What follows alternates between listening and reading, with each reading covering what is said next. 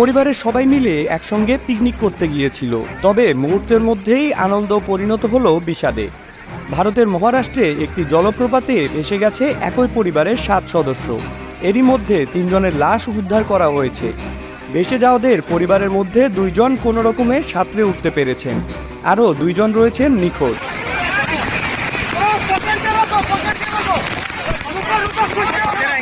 মুম্বাই থেকে 80 কিলোমিটার দক্ষিণ পূর্বে পাহাড়ি শহর লোনাভোলায় আরও শত শত পর্যটকের মতো ওই 7 সদস্যের পরিবারটিও গিয়েছিল ছুটি কাটাতে।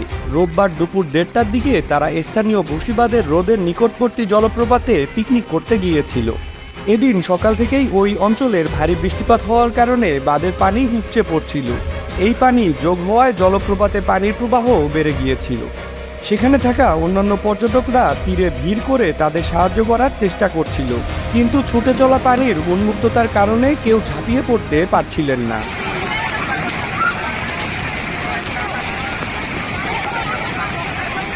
বহু মানুষের চোখের সামনেই ঘটনাটি ঘটেছিল। পুরো ঘটনার ভিডিও সামাজিক যোগাযোগ মাধ্যমে এসেছে। আতঙ্কে জমে যাওয়ার মতো এই ভিডিওটিতে পরিবারের শেষ মুহূর্তগুলো উঠে এসেছে।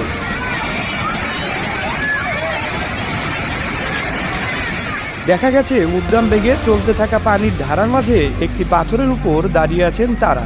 পরস্পরকে জড়াজড়ি করে ধরে একটু একটু করে এগিয়ে ফেরার চেষ্টাও করছিলেন তারা।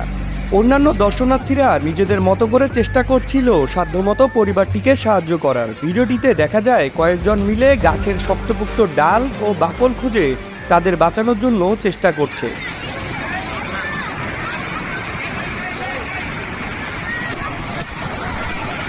তবে শেষমেশ শেষ রক্ষা হলো না। 1 মিনিটের কম সময়ের মধ্যেই ধেয়ে আসা পানির প্রবল ধারা তাদের ভাসিয়ে নিয়ে যায়। নিচের দিকে ভেসে যেতে যেতে তারা চিৎকার করে তাদের বাঁচানোর জন্য অনুরোধ করতে থাকেন। মর্মান্তিক এই দৃশ্যটি সামাজিক যোগাযোগ মাধ্যমে ছড়িয়ে পড়ার পর থেকে সব দর্শনার্থীদের হৃদয়কে নাড়িয়ে দেয়।